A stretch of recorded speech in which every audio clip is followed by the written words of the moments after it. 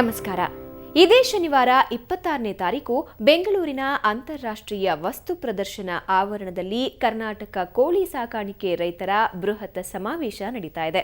Karnataka poultry farmers ಮತ್ತು breeders association ಅವರು ಕೋಳಿ ಬೆಳೆಗಾರರಿಗೆ ಇರೋ ಸಮಸ್ಯೆಗಳನ್ನು ರಾಜ್ಯದ ಮುಂದೆ ಇಡೋ ಪ್ರಯತ್ನ ಮಾಡ್ತಿದ್ದಾರೆ.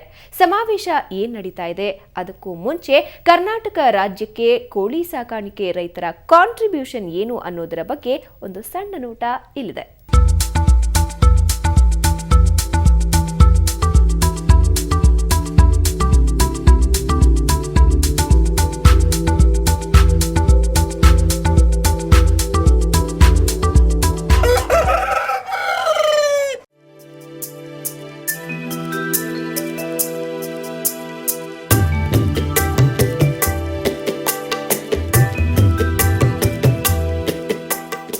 ಕೃಷಿ ಚಟುವಟಿಕೆಯ ಒಂದು ಪ್ರಮುಖ ಭಾಗವಾಗಿರೋ ಕೋಳಿ ಸಾಕಾಣಿಕೆ ಇವತ್ತು ಕರ್ನಾಟಕದ ಅತ್ಯಂತ ಪ್ರಮುಖ ವೃತ್ತಿಗಳಲ್ಲಿ ಒಂದು.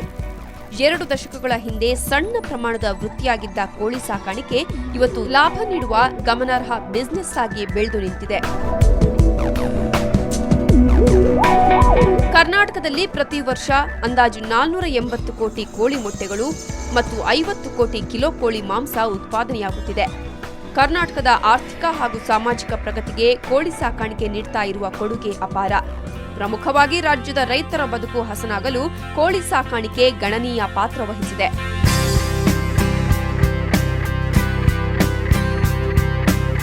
ಕರ್ನಾಟಕದಾದ್ಯಂತ ಸುಮಾರು 23 ಲಕ್ಷ ಎಕರೆ ಪ್ರದೇಶದಲ್ಲಿ ಅಂದಾಜು 33 ಲಕ್ಷ ಟನ್ ಮೆಕ್ಕೆಜೋಳ ಬೆಳೆಯಲಾಗುತ್ತಿದೆ.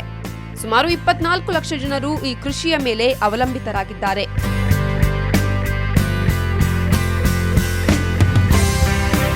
ರಾಜ್ಯದಲ್ಲಿ ಬೆಳೆಯುವ ಸುಮಾರು 60% ಮೆಕ್ಕೆಜೋಳವನ್ನ ಅಂದರೆ 20 ಲಕ್ಷ ಟನ್ ಮೆಕ್ಕೆಜೋಳವನ್ನ ಕೋಳಿಗಳ ಆಹಾರ ತಯಾರಿಕೆಯಲ್ಲಿ ಬಳಸಲಾಗುತ್ತಿದೆ. ಅದೇ ರೀತಿ ರಾಜ್ಯದ ಸುಮಾರು 8 ಲಕ್ಷ ಎಕರೆ ಭೂಪ್ರದೇಶದಲ್ಲಿ ಅಂದಾಜು 3.5 ಲಕ್ಷ ಟನ್ ಸೋಯಾಬೀನ್ ಬೀಜ ಬೆಳೆಯಲಾಗುತ್ತಿದೆ. ರಾಜ್ಯದಲ್ಲಿ ಬೆಳೆಯುವ ಸುಮಾರು 30% ಸೋಯಾ ಬೀಜವನ್ನು ಅಂದರೆ 1 ಲಕ್ಷ ಟನ್ ಸೋಯಾ ಬೀಜವನ್ನು ಕೋಳಿಗಳ ಆಹಾರ ತಯಾರಿಕೆಯಲ್ಲಿ ಬಳಸಲಾಗುತ್ತಿದೆ. ಇವುಗಳ ಪರಿಣಾಮ ರೈತರು ಬೆಳೆದ ಬೆಳೆಗೆ ಸೂಕ್ತ ಮಾರುಕಟ್ಟೆ ಲಭ್ಯವಾಗಿ ಉತ್ತಮ ಆದಾಯ ದೊರಕಿ ರೈತರ ಆರ್ಥಿಕ ಸ್ಥಿತಿ ಗಣನೀಯವಾಗಿ ಸುಧಾರಿಸಿದೆ. 5-6 ವರ್ಷದ ಹಿಂದೆ ಈ ಜೋಳಕ್ಕೆ ಉತ್ತಮವಾದ ಒಂದು ಬೆಲೆ ಸಿಗ್ತಾ ಇರಲಿಲ್ಲ. ಈಗ ಜೋಳಕ್ಕೆ ಒಂದು ಉತ್ತಮವಾದ ಬೆಲೆ ಸಿಕ್ಕಿದೆ. ಕಾರಣ ಕೋಳಿ ಸಾಕಾಣಿಕೆದಾರರು ಹೆಚ್ಚಾಗಿರೋದ್ರಿಂದ ಈ ಜೋಳಕ್ಕೆ ಒಂದು ಉತ್ತಮವಾದ ಬೆಲೆ ಸಿಗ್ತಾ ಇದೆ. ಕೋಳಿ ಸಾಕಾಣಿಕಾ ಕೇಂದ್ರಗಳು ಜೈವಿಕ ಗೊಬ್ಬರವನ್ನೂ ಸಹ ತಯಾರು ಮಾಡುತ್ತಿದ್ದು ಇವು ಕೃಷಿ ಭೂಮಿಯ ಫಲವತ್ತತೆಯನ್ನೂ ಹೆಚ್ಚಿಸಲು ನೆರವಾಗಿದೆ. ಜೈವಿಕ ಗೊಬ್ಬರಗಳ ಉತ್ಪಾದನೆಯಿಂದ ರಾಸಾಯನಿಕ ಗೊಬ್ಬರಗಳ ಉತ್ಪತ್ತಿ ಕಡಿಮೆಯಾಗುತ್ತದೆ. ಹೀಗಾದಾಗ ರಾಸಾಯನಿಕ ಗೊಬ್ಬರ ಉತ್ಪಾದನೆಯಲ್ಲಿ ಬಳಕೆಯಾಗುವ ತೈಲ ಉತ್ಪನ್ನಗಳ ಆಮದು ಕಡಿಮೆಯಾಗಿ ವಿದೇಶಿ ವಿನಿಮಯದ ಉಳಿತಾಯವಾಗುತ್ತದೆ.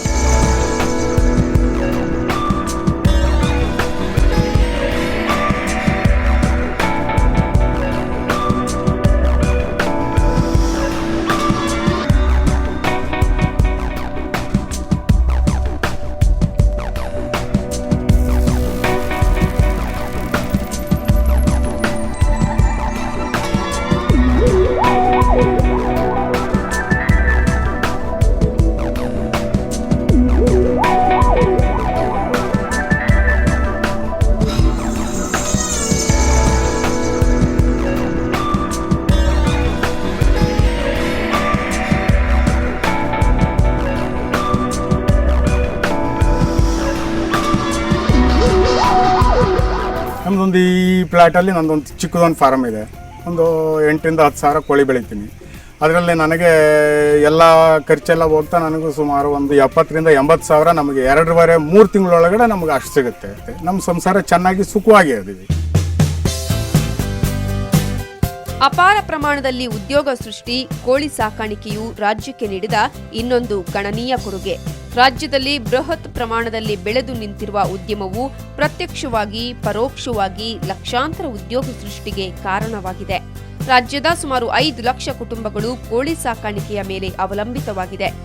ಕೋಳಿ ಸಾಕಾಣಿಕೆಯ ಇನ್ನೊಂದು ಪ್ರಮುಖ ವಿಶೇಷತೆ ಅಂದ್ರೆ ಗ್ರಾಮೀಣ ಪ್ರದೇಶದ ಅನಕ್ಷರಸ್ಥರಿಗೆ ಮತ್ತು ಕಡಿಮೆ ವಿದ್ಯಾಭ್ಯಾಸ ಮಾಡಿದವರಿಗೆ ಉದ್ಯೋಗ ಅವಕಾಶವನ್ನ ಕಲ್ಪಿಸಿರೋದು.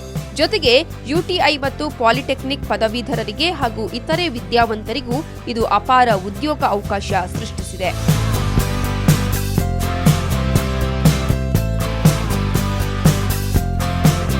ಜೊತೆಗೆ ರಾಜ್ಯದ ಹಲವಾರು ಕೋಳಿ ಸಾಕಾಣಿಕಾ ಕೇಂದ್ರಗಳು ಇತ್ತೀಚಿನ ದಿನಗಳಲ್ಲಿ ಅಸಾಂಪ್ರದಾಯಿಕ ವಿಧಾನಗಳಾದ ಬಯೋಗ್ಯಾಸ್ ಮತ್ತು ಸೌರಶಕ್ತಿಯ ಮೂಲಕ ತಮಗೆ ಬೇಕಾದ ವಿದ್ಯುತ್ತನ್ನು ತಾವೇ ತಯಾರಿಸಿಕೊಳ್ಳುತ್ತಿವೆ. ಇದರಿಂದ ರಾಜ್ಯದ ಇಂಧನ ಉಳಿಕೆಗೆ, ಉದ್ಯಮವು ರಾಜ್ಯದ ಜನರಿಗೆ ಅತ್ಯಂತ ಕಡಿಮೆ ಬೆಲೆಯಲ್ಲಿ ಉತ್ತಮ ಪೌಷ್ಟಿಕ ಆಹಾರಗಳಾದ ಮೊಟ್ಟೆ ಮತ್ತು ಕೋಳಿ ಮಾಂಸ ದೊರಕಿಸುವಲ್ಲಿ ಸಹಾಯ ಮಾಡುತ್ತಿವೆ. ಮಕ್ಕಳಲ್ಲಿ ಪೌಷ್ಟಿಕತೆ ಹೆಚ್ಚಿಸಲು ಹಲವು ರಾಜ್ಯ ಸರ್ಕಾರಗಳು ಮಧ್ಯಾಹ್ನದ ಊಟ ಯೋಜನೆಯಲ್ಲಿ ಕೋಳಿ ಮೊಟ್ಟೆಯನ್ನೂ ಸಹ ವಿತರಿಸುತ್ತವೆ.